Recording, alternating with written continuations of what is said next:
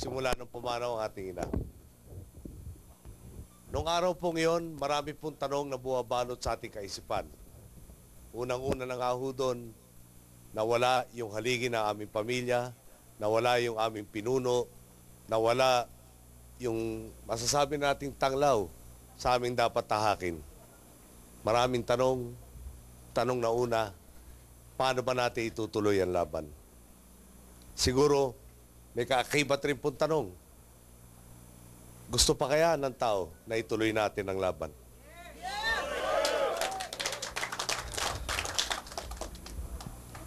Ang sagot po nakuha ko na rin sa taong bayan. Doon po sa kanyang burol, doon po sa kanyang libing, nakita natin, palagay ko naman walang kaduda-duda, na talagang nagnanais muli ang ating mga kababayan, maibalik yung panahon na talagang ganap na ganap ang ating pong demokrasya at tunay ang ating kalayaan.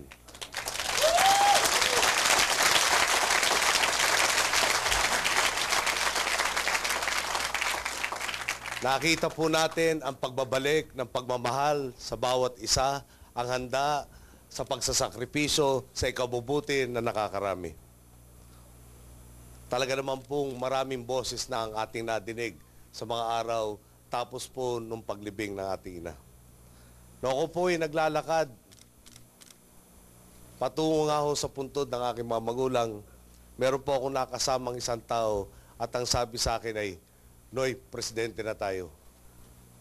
Tinignan ko po siya, tinitingnan ko seryoso mukha niya, mukha nga akong seryoso. Biniro ko na lang ng sagot na sinabi kong, alam mo, napakahirap pa yatang humalinhin tapos ni Ginang Arroyo. Sagot po niya sa akin, kung meron ba kaming 1 million signatures, pwede ka na.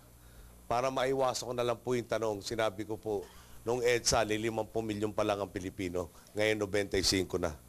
Binalikan ho ko ulit, kung 2 milyon, pwede na kaya? Pero hindi ko pa masyado sineryoso nun.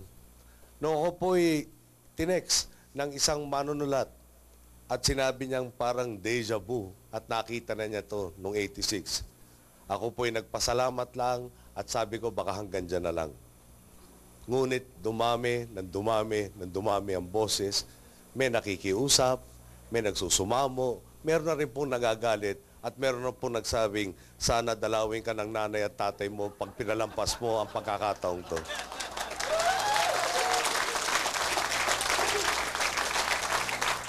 Sa dami nga ng boses na yon, ay ako po'y tumungo na sa kumbento ng mga Carmelite sa Zamboanga. Sila po na talagang katahimikan ang hinanap. Pagdating ko po'y nawala yung kanilang katahimikan at ako'y humihingi ng paumanin sa kanila. Alam mo nyo, talagang tama yung payo ng aking kapatid na si Pinkit, pakiusap, punta ako at mag-retreat. Noong nakapasok po ako sa loob ng kumbento nila, tila natahimik yung napakaraming boses na narinig natin na sa sobrang dami na ngayon, hindi ko na malaman kung sino pakinggan. Aminin ko na rin po sa inyo, may bahagi ng kalooban ko, parang ayaw ko na lumabas sa kumbentong yun.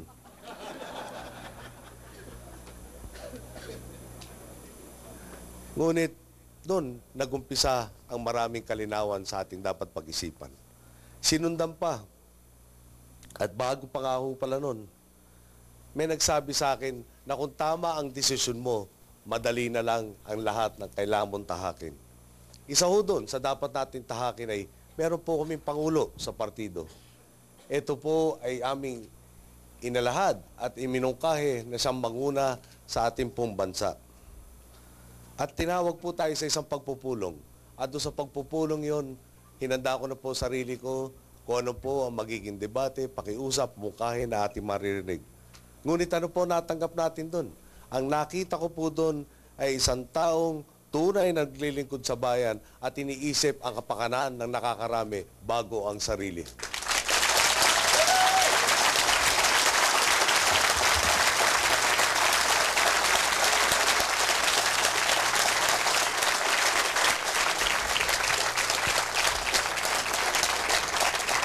Talagang kakaiba ang ginawa ni Mar Rojas, lalo na kung ikukumpara natin sa mga nagsasabing pinuno sila ng sambayanan, pero nakikita lang po parate sarili.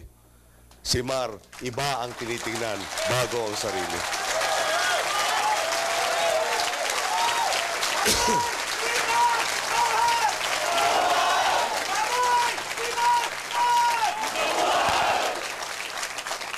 Mga kapatid, matagal-tagal ko na rin naman hong tinalakay itong tanong na to.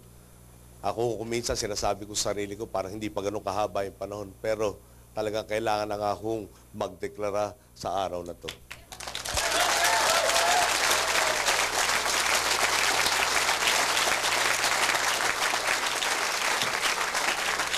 Unang-una po, tinatanggap ko ang hiling ng sambayanan.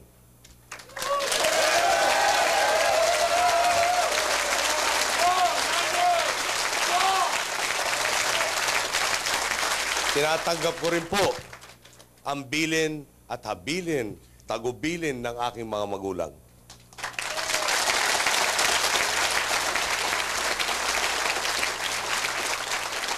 Tinatanggap ko ang responsibilidad na ituloy ang laban para sa bayan.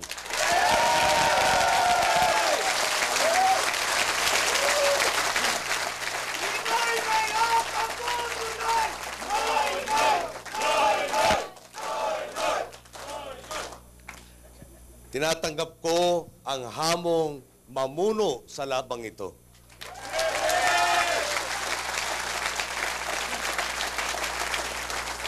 Bayang Pilipinas, tatakbo po ako sa pagkapangulo sa darating na halalan.